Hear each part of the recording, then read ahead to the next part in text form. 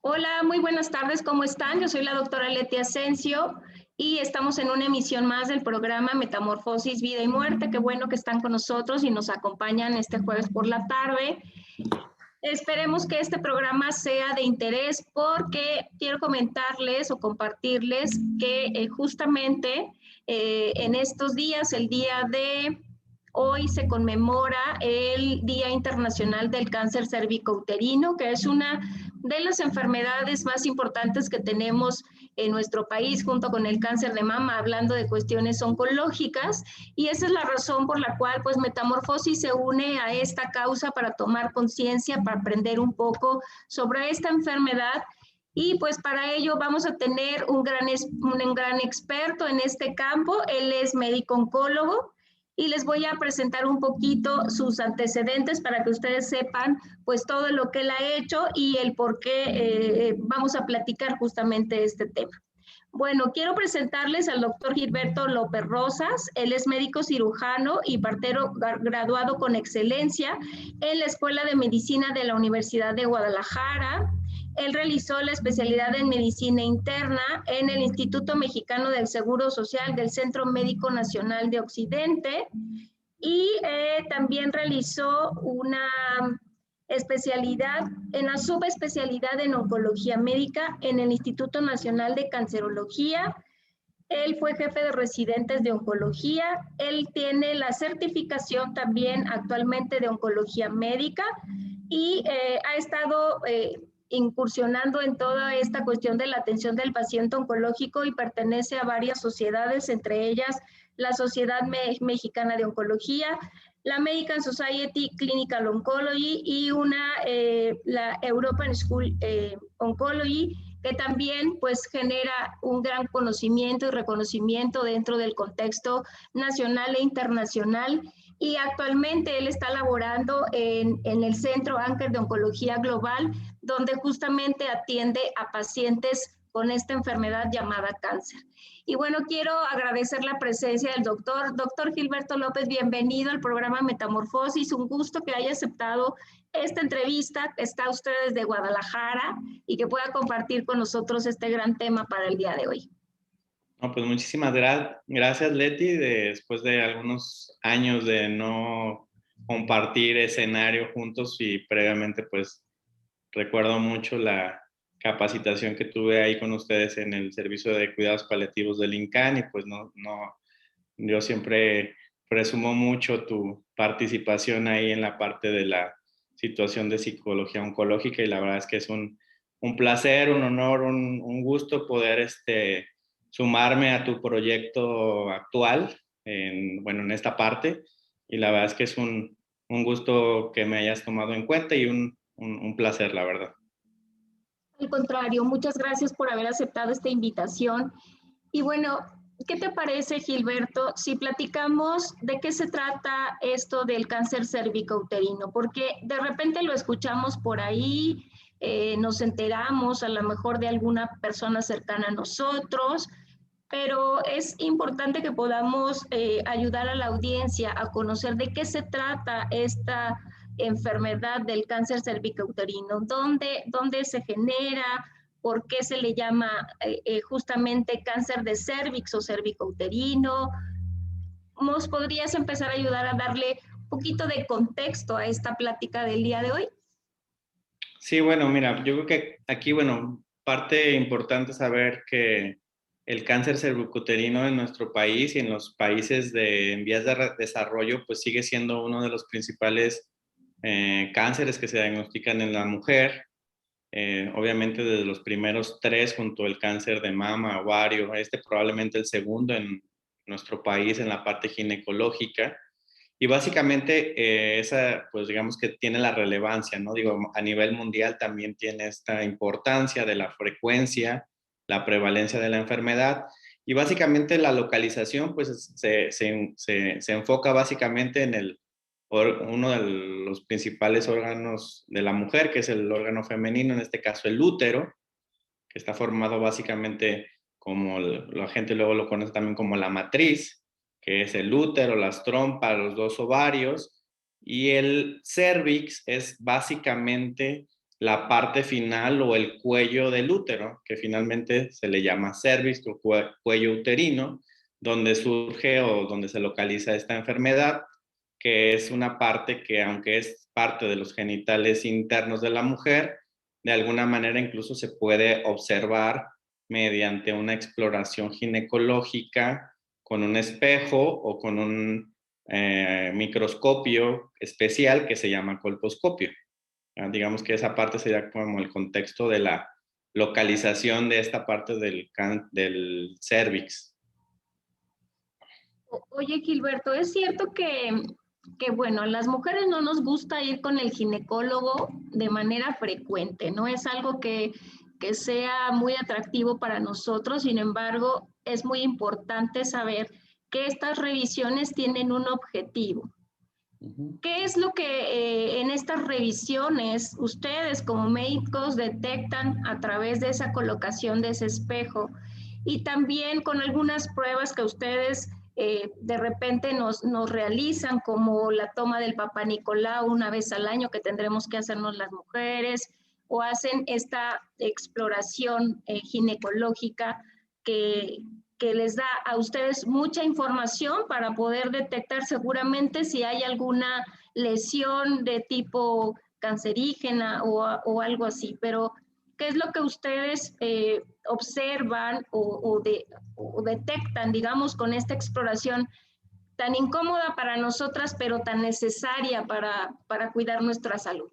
Sí, pues mira, realmente la alta incidencia y la situación de por qué cuidarnos del cáncer cervicuterino es, primero lo que comentábamos, de que es un cáncer bastante frecuente en la mujer, afortunadamente curable si se detecta a tiempo. Y aquí pues me enfocaría más en la situación de cuáles son las medidas de prevención. Como comentas, uno de ellos o la palabra más relacionada generalmente que las mujeres saben es si ya se hicieron o no se hicieron el Papa Nicolau, que básicamente el nombre correcto de esto es la citología vaginal y bueno, finalmente la técnica de tinción es esta de Papa Nicolau, esta persona fue quien realizó o patentó esta situación, que básicamente lo que es la realización a partir de los 21 o 25 años, dependiendo ahí la asociación o la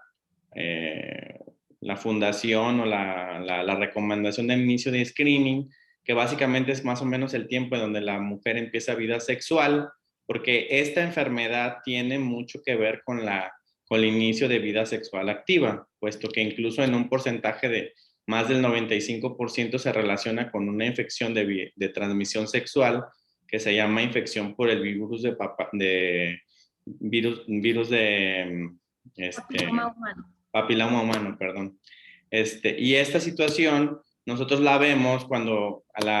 en este caso, generalmente el oncólogo no es el principal involucrado en la parte de detección, sobre todo en la parte de oncología médica, pero sí lo pueden hacer ginecólogos generales o oncoginecólogos o incluso cirujanos oncólogos que tienen este adiestramiento en el que se coloca a partir de esta edad un espejo de diferente tamaño para cada tipo de mujer en relación al tamaño de la vagina, y esto tiene mucho que ver con la situación de la incomodidad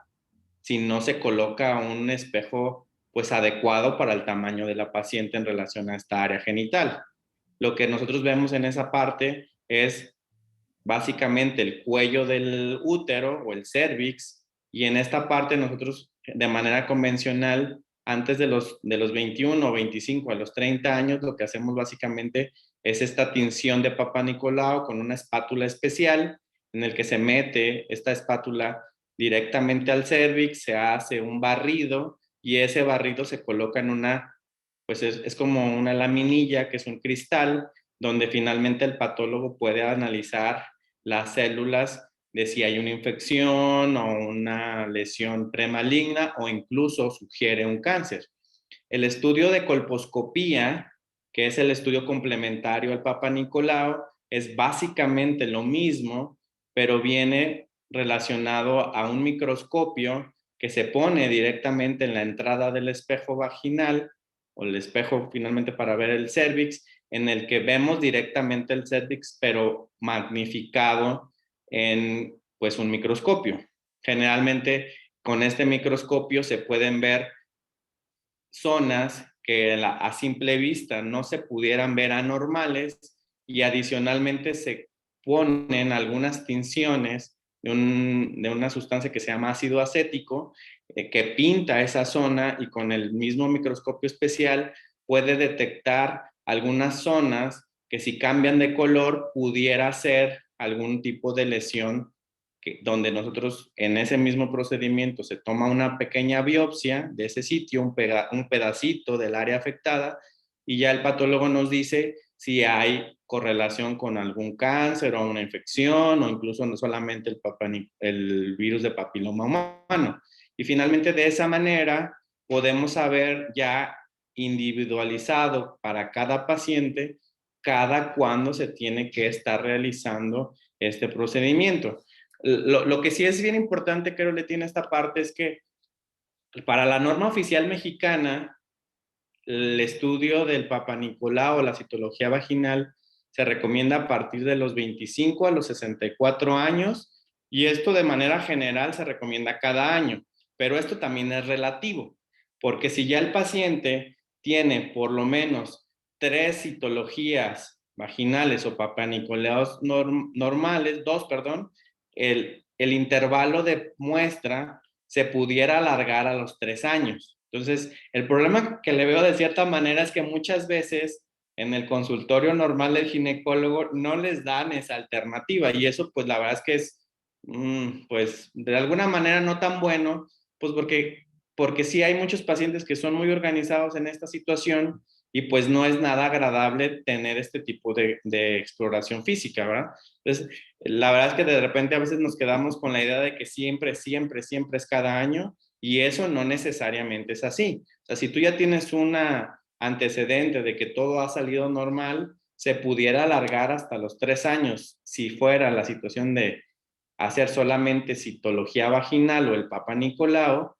Y a partir de los 30 años, generalmente es cuando está recomendado por casi todas las asociaciones sumar a la citología vaginal o Papa Nicolau el estudio de la colposcopía.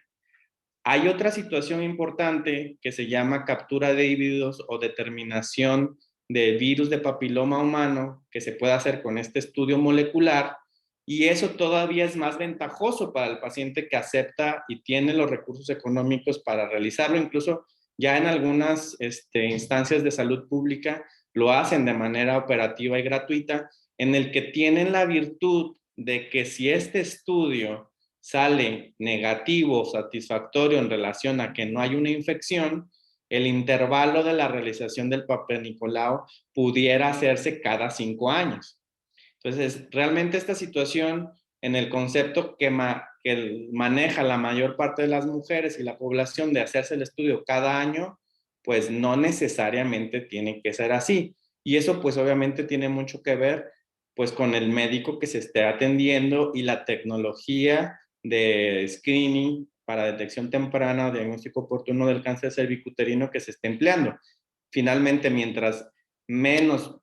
riesgo tenga el paciente, pues se alarga un poco la situación de hacer la detección temprana y el estudio. Y esto creo que de alguna manera sería muy importante que incluso los pacientes y las mujeres en general tuvieran un poco más de información con respecto a esto, porque esto que me comentas de que pues la mujer no quiere hacerse el estudio, pues obviamente es algo muy, muy, muy importante que sucede muy frecuentemente, y la realidad es de que no necesariamente tenemos que estar así como relojitos cada año haciendo este estudio, siempre y cuando tengamos un seguimiento adecuado con el médico adecuado para que lleven los intervalos de la realización del estudio pues más, no tan frecuente, pues que finalmente no se requiere.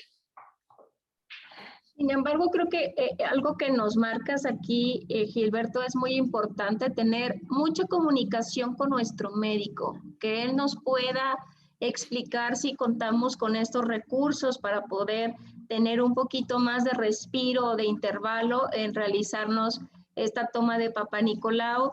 y de repente también trabajar un poquito esos mitos que de repente existen, ¿no? Esos miedos, esas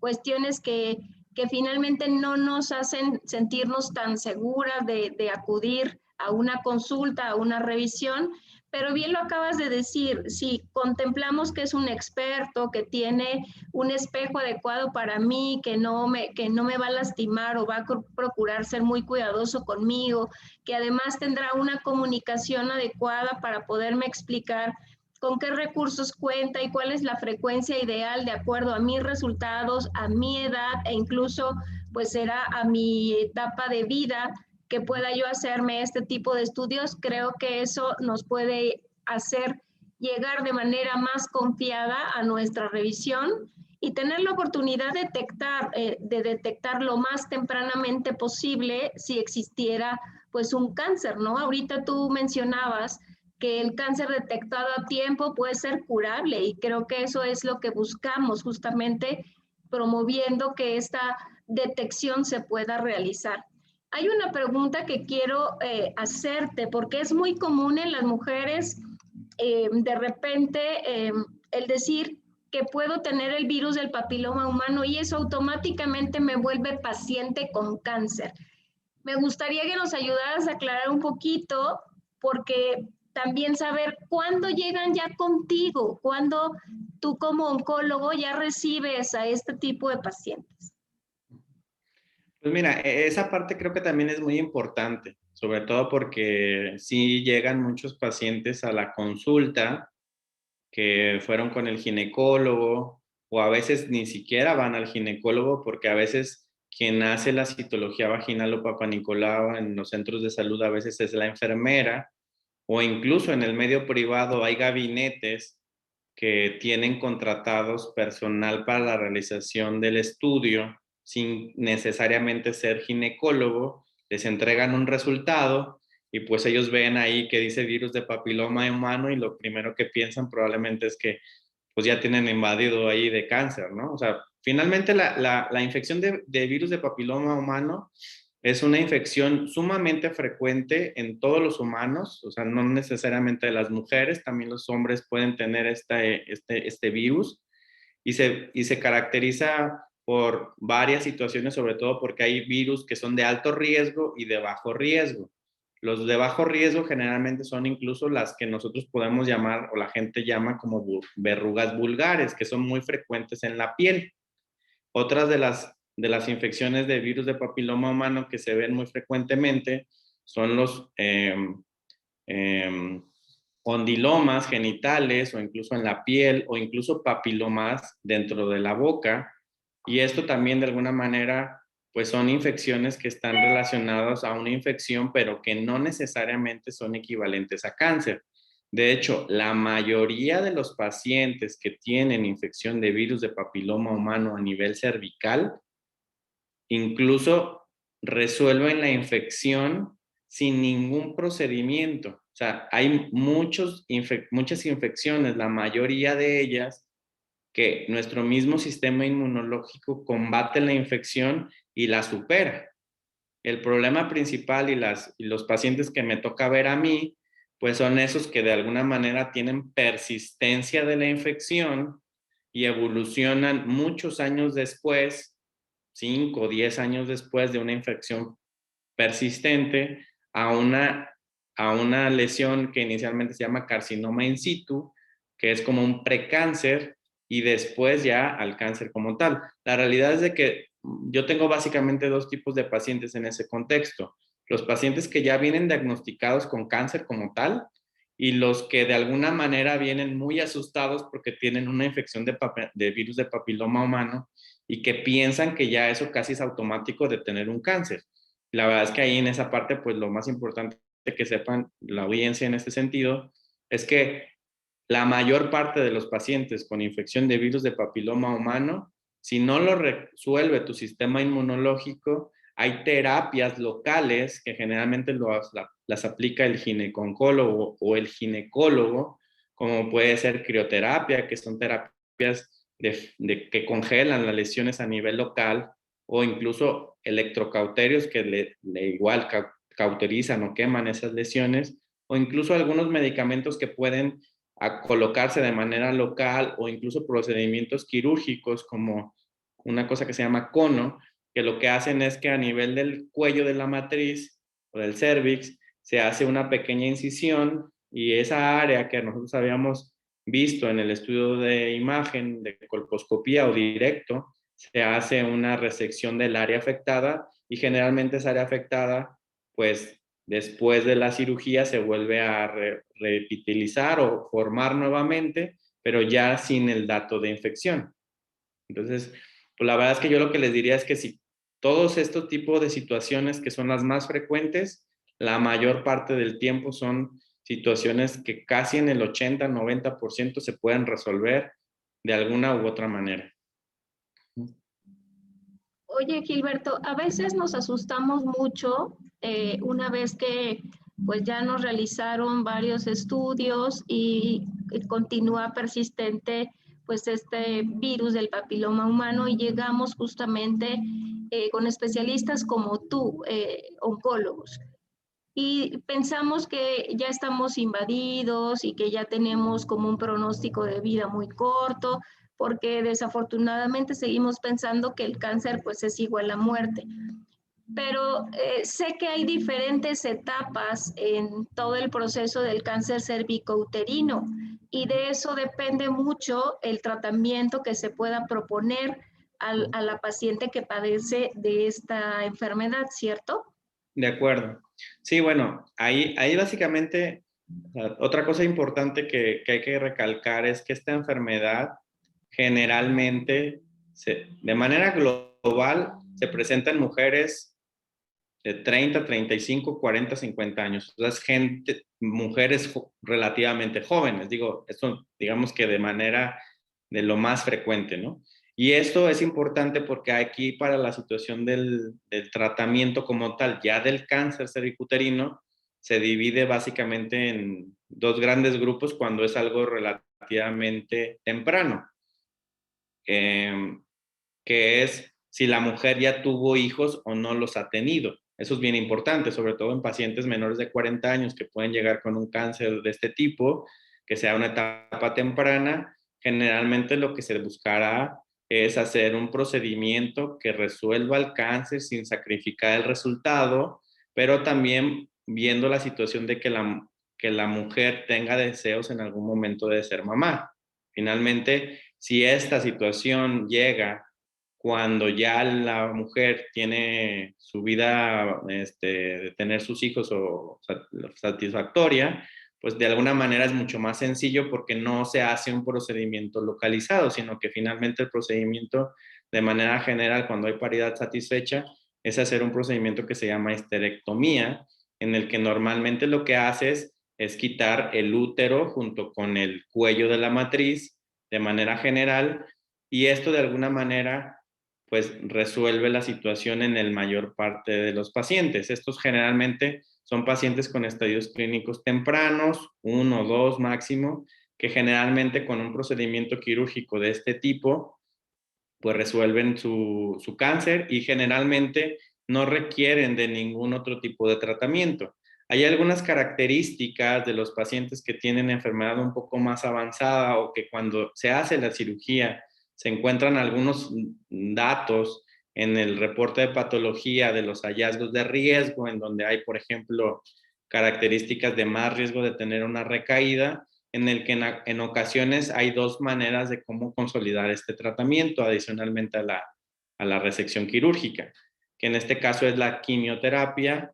muy pocamente usada normalmente para los pacientes, pero más frecuentemente usada la radioterapia o incluso una forma de radioterapia especial que se llama braquiterapia, en el que se colocan unas agujas especiales en ese mismo cervix, igual con el mismo espejo con el que habíamos platicado para que se hace el Papá Nicolau, y esas como agujitas tienen unos chips especiales que son más bien son unas pastillas radioactivas que emiten un tipo de radiación local que termina de consolidar el tratamiento en ese nivel que finalmente es el único nivel afectado. Ya para pacientes que tienen enfermedad mucho más avanzada, donde no solamente ya está involucrado el cuello de la matriz, sino hay afectación en otros sitios, como ya la vagina, los parametrios, las trompas, la cavidad pélvica como tal. Ahí es bien importante saber que el procedimiento de tratamiento ideal no es el procedimiento quirúrgico. Esos pacientes, de hecho, tienen una contraindicación quirúrgica porque esos pacientes no se curan con cirugía y normalmente los pacientes que llegaran a tener una cirugía por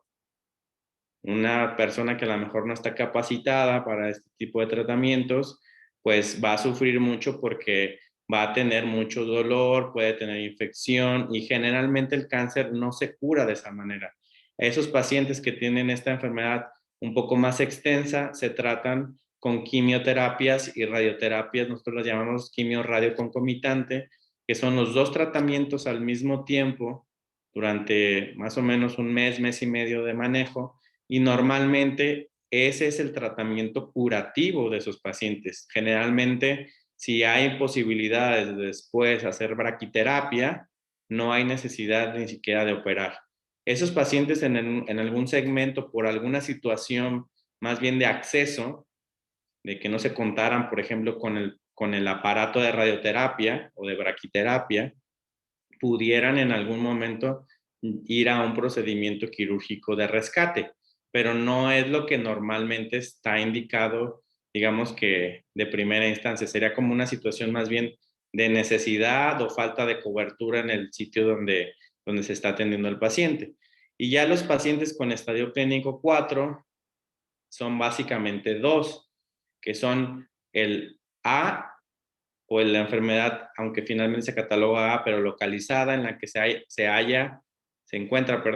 afectación de ganglios a nivel retroperitoneal, que son ganglios fuera de la pelvis, en el que se emplea el mismo tratamiento de quimioterapias más radioterapias, pero lo que se hace básicamente con el radiooncólogo es ampliar el campo de radioterapia, se llaman campos extendidos, en el que la radioterapia se sube no solamente a la pelvis, sino a ganglios que están, digamos que por detrás de los riñones. Y eso también es un manejo que termina siendo curativo. Digo, como te imaginarás, mientras más avanzado estamos platicando esta situación, pues más hay riesgo de que el cáncer vuelva a regresar. Pero estos serían los escenarios de tratamiento que serían curativos. El paciente con un estadio clínico 4 con enfermedad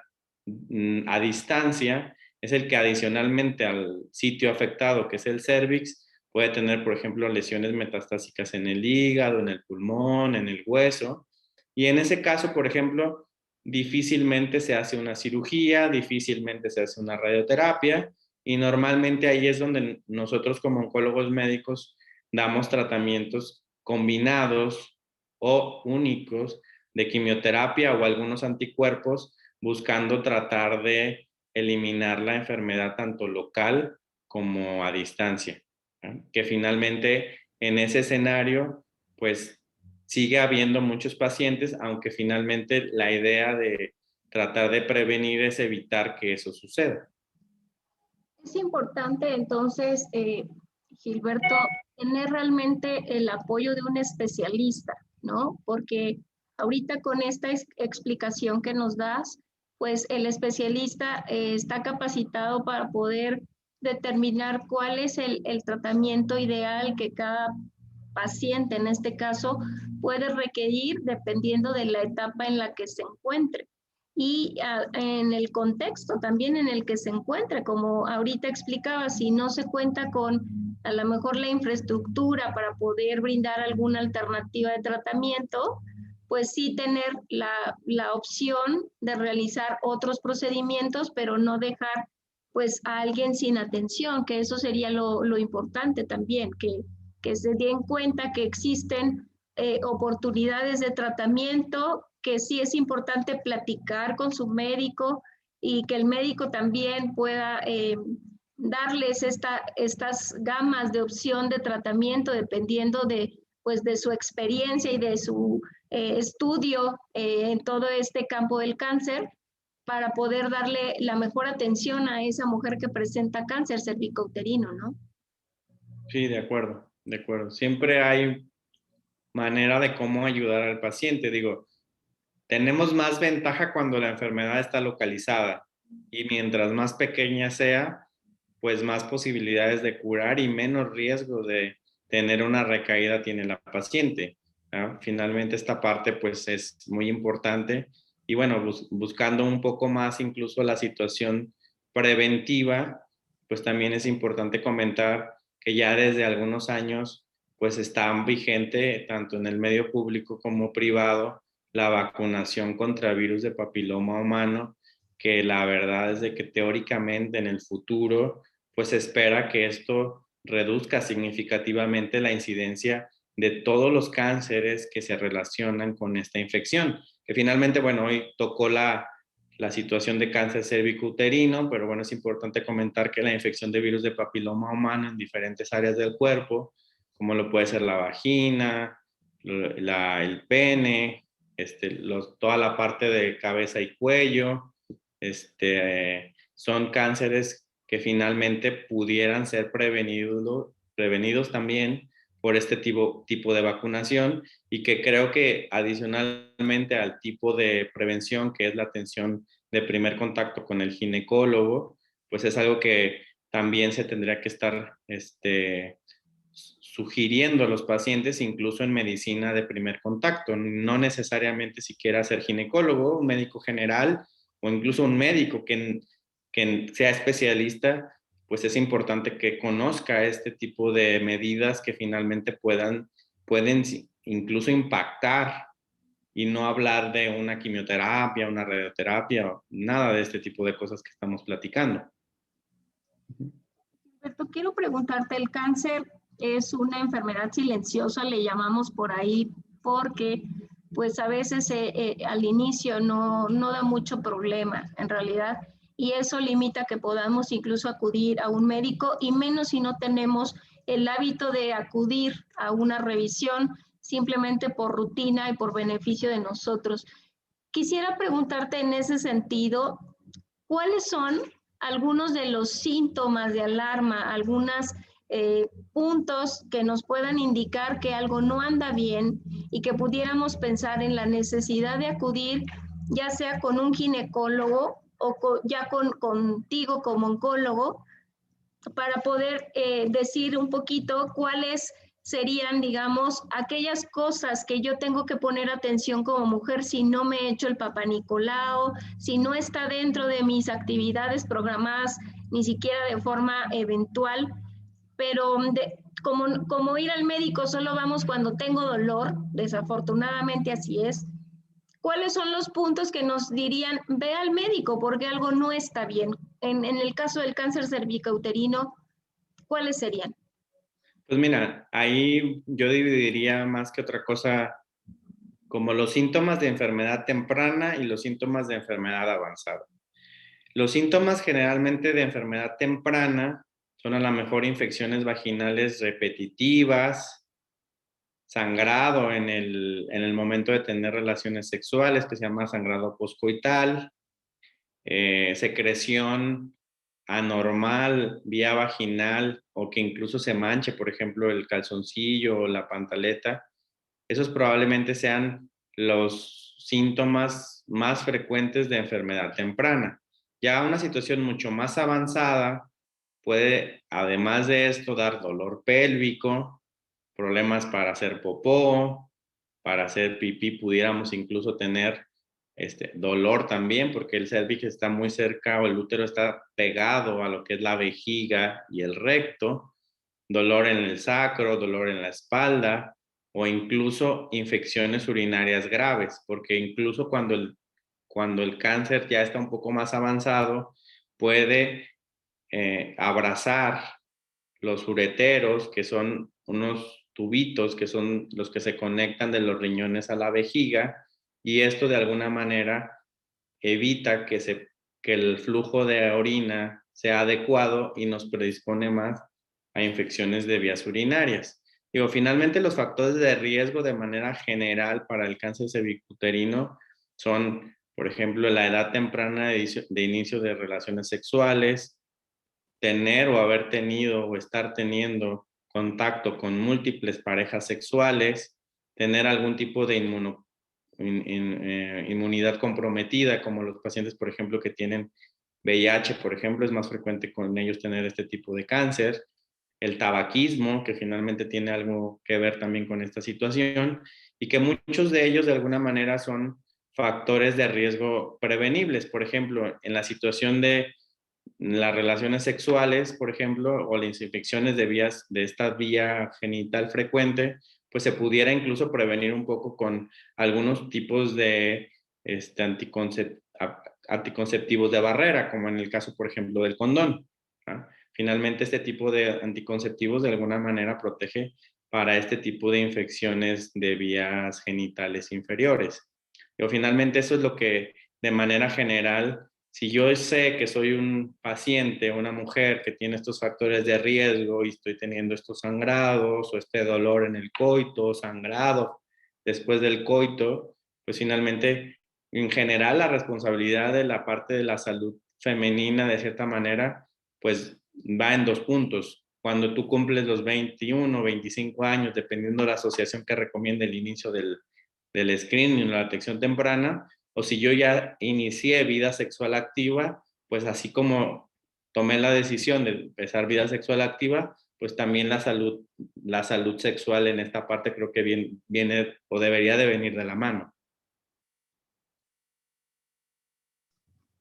Aquí mencionas, creo que algo que necesitamos puntualizar un poco y tiene que ver con justamente cuidar nuestra salud sexual, ¿no? No se cuestiona si tenemos una vida sexual activa, a qué edad, tampoco cuántas parejas sexuales tenemos, sino el poder identificar que esos son factores que pueden favorecer que yo pueda desarrollar pues esta infección del virus de papiloma o bien ya la cuestión del cáncer cervicouterino. Y lo importante va a ser, pues, poner atención a estos síntomas que nos mencionas. Es a lo mejor esta infección de vías urinarias recurrente, donde a veces simplemente ahora con la mercadotecnia uno puede ir a cualquier farmacia y pide un medicamento, se lo toma y al parecer los síntomas se amortiguan un poco, pero si esto persiste y además identificamos ese sangrado o un malestar importante en esta,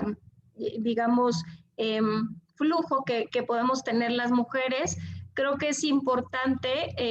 ser un poco honestas o muy honestas con nosotras mismas, quitarnos un poco la pena e ir con un especialista que nos pueda orientar hacia dónde poder hacer este tipo de estudios, cuáles son los riesgos que puedo correr y cuáles son como las medidas que puedo tomar para que en caso de que yo tuviera pues ya un cáncer in situ, como mencionabas, que está pues de manera temprana, el resultado pueda ser pues muy favorecedor si llevamos a cabo los tratamientos oncológicos que nos has comentado, ¿no? Al respecto. Sí, no, definitivamente esto tiene mucho que ver con pues con la honestidad o la responsabilidad que uno debe de tomar, pues en relación a pues la situación sexual que finalmente tenemos. O sea, creo que esta parte, pues definitivamente, como tú lo comentas, o sea, tener relaciones sexuales no es el problema. O sea, finalmente es con quién las tengo, cómo las tengo y qué hago para evitar que esta relación sexual me traiga una enfermedad o un problema que pudiera ser algo serio, que finalmente todo puede ir compaginado sin tener ningún problema, finalmente, ¿no?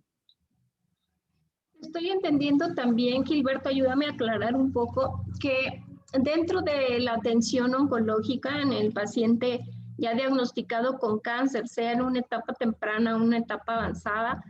son varios especialistas los que tienen que empezar a proporcionar el tratamiento a las pacientes en este caso, ¿no?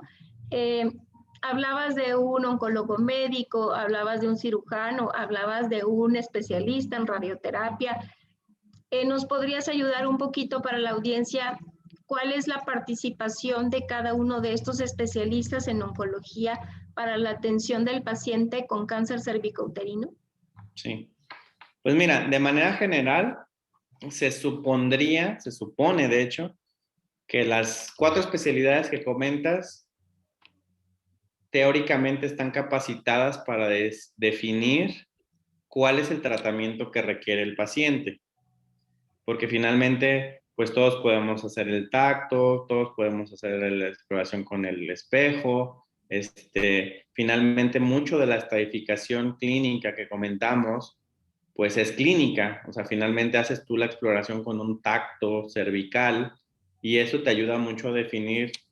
el tamaño, qué tan fija puede estar la lesión o si puede estar extendida fuera del cervix, básicamente en los parametrios o en la vagina, qué extensión vaginal puede llegar a tener, o incluso si tiene afectación rectal que pudiera tener extensión a esa parte. Entonces, generalmente lo que se hace es, pues cualquiera de estos especialistas de manera general pudieran hacer, prender la alarma de que pudiera haber un cáncer. Pero generalmente quien es el que hace el diagnóstico, generalmente es el ginecólogo, que es quien hace de manera más habitual el tipo de biopsias a nivel cervical, o el gineconcólogo. Algunos cirujanos oncólogos también lo pudieran hacer, pero la realidad es de que generalmente se lo dejan como más al gineconcólogo o al ginecólogo general. Ya teniendo la biopsia que se analiza por el patólogo, entonces ahí sí ya entra el equipo multidisciplinario para tomar la mejor decisión para el paciente, en el que de alguna manera se reúnen las opiniones de la parte quirúrgica, en este caso cirujano, gineconcólogo, en el radiooncólogo y el oncólogo médico. Si finalmente el tratamiento es meramente quirúrgico, pues finalmente de primera instancia quien va al procedimiento o atención del paciente es la parte quirúrgica. Y ahí generalmente el médico oncólogo clínico y el radiooncólogo pues realmente son, digamos que expectantes en relación a ver el resultado final de la cirugía. Ya teniendo el resultado final de la cirugía, se ven los factores de riesgo de si hay necesidad de hacer algún tratamiento adicional o ya no hay necesidad de hacer ningún tratamiento adicional. Si el escenario es que el procedimiento de tratamiento inicial es una enfermedad más avanzada, entonces ahí habrá que definir básicamente dos cosas. Está más allá del cervix, afecta más sitios, pero ¿hay enfermedad metastásica o no la hay? Y generalmente ahí lo que se hace es solicitar por el grupo, o en este caso probablemente el oncólogo médico, una tomografía, que es un estudio de tórax, abdomen, incluso un gammagrama óseo, que hace como un screen, un rastreo general del cuerpo completo, se ven todos los órganos, y entonces ahí tú puedes ver si hay alguna lesión que pudiera ser compatible con una metástasis. Si esta no existe, entonces ahí es donde se decide y se comunica el oncólogo médico con el radiooncólogo o el radiooncólogo con el oncólogo médico y dice, bueno, el tratamiento que va a haber no es cirugía, va a ser quimios y radioterapias. Si en este mismo escenario se encuentra una enfermedad metastásica, entonces cualquiera de estos especialistas, pues generalmente lo que hacen es enviar al paciente al oncólogo médico y ya el oncólogo médico le explicará al paciente cuáles son las alternativas de quimioterapia o de tratamiento combinado con anticuerpos que estaría indicado para tratar el cáncer. Pero de manera general lo que te podría decir es que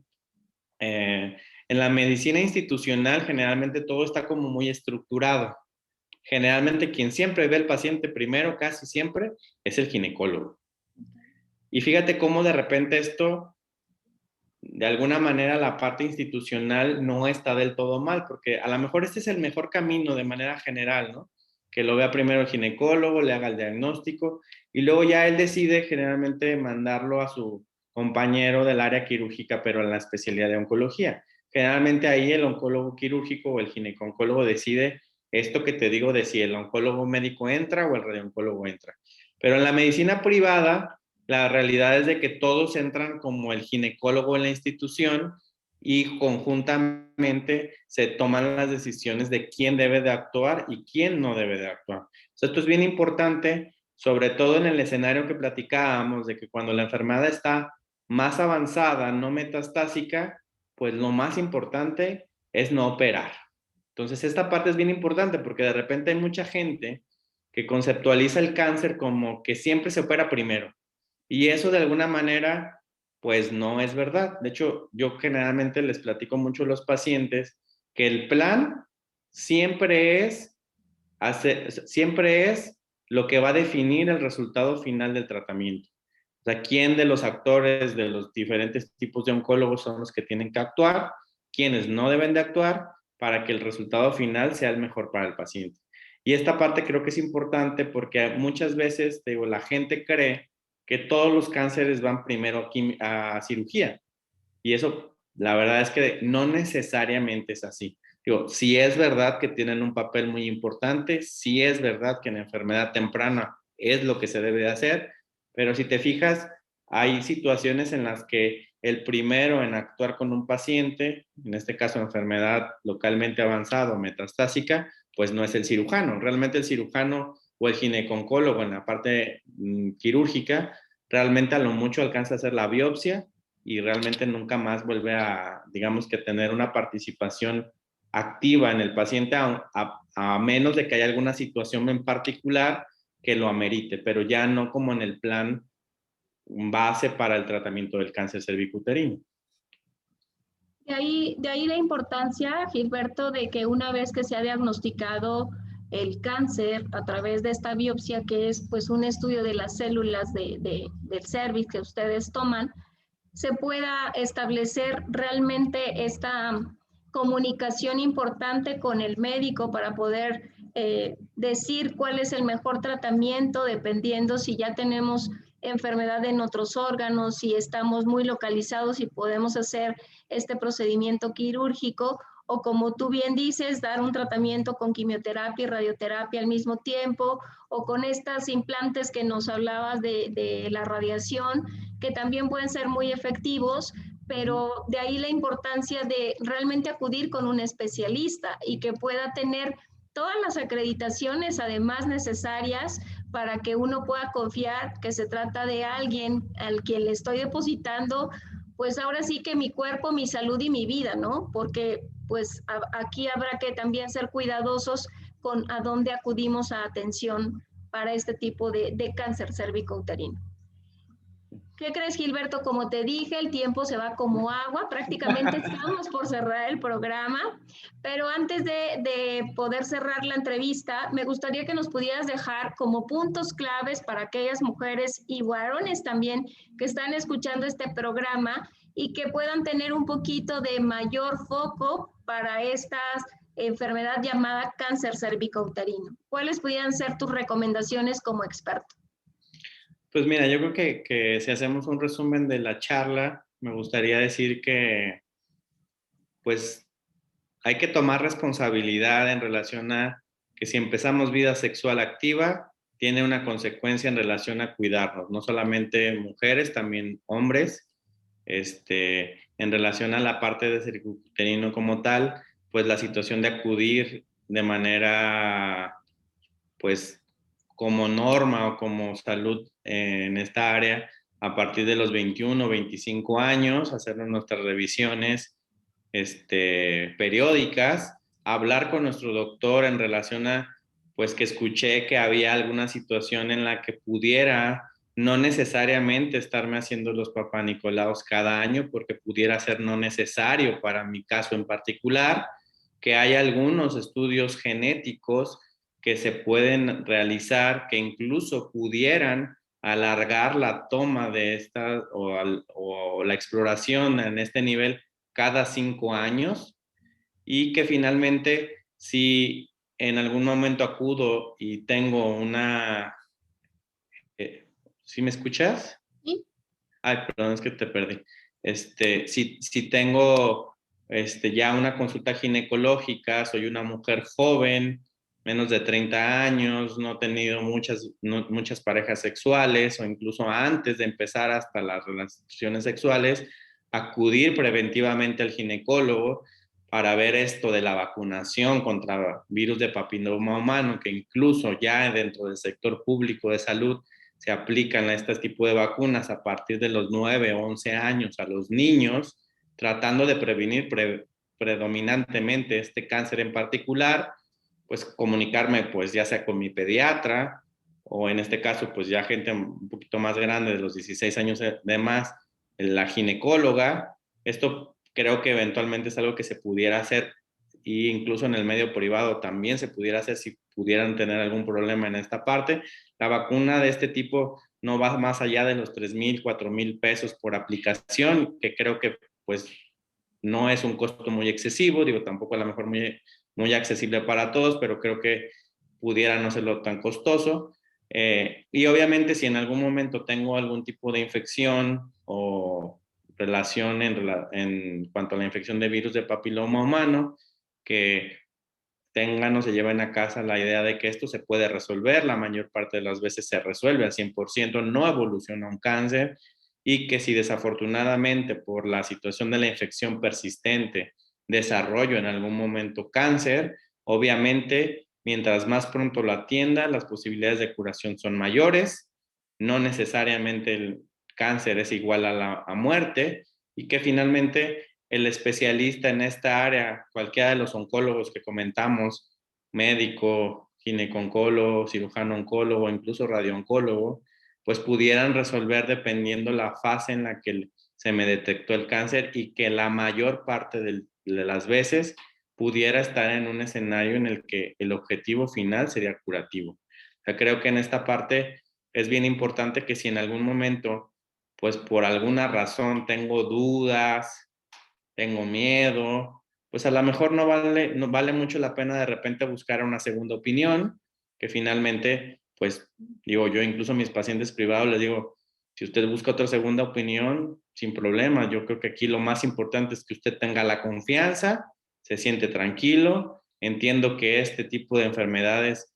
pues nos dan mucho miedo a equivocarnos con la persona con quien nos vamos a atender, y esta parte finalmente es algo que de alguna manera, incluso ahora con redes sociales, internet, podemos un poco investigar quién es el doctor que me está atendiendo, puedo revisar su cédula profesional, si está certificado por el colegio de la especialidad que pues dice tener, porque a veces incluso hay gente que dice tener especialidades que no son.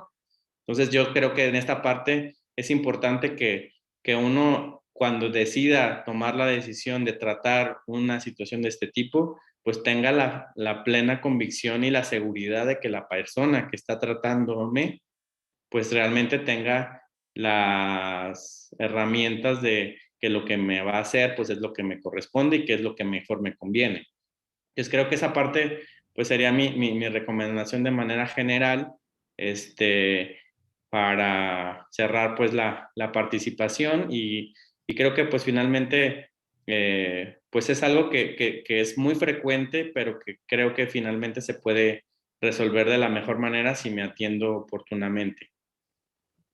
Pues creo que nos dejas grandes reflexiones con esta parte importante con la que cierras. Y solamente en menos de un minuto quisiera preguntarte, Gilberto, si alguien quiere consultarte, si alguien quiere buscarte justamente para poder dar esa opinión de experto, ¿cómo podrían localizarte? Sé que estás en Guadalajara, pero este programa pues llega incluso hasta Europa, nos han escrito de España, de Argentina, de Chile. Entonces creo que para la gente que está cerca de ti puede ser un dato importante. Pues mira, básicamente hay varias formas. Creo que por internet pudieran buscarme por mi nombre, Gilberto López Rosas. Hay algunas páginas ahí de promoción que finalmente tienen mis datos de consultorio y demás.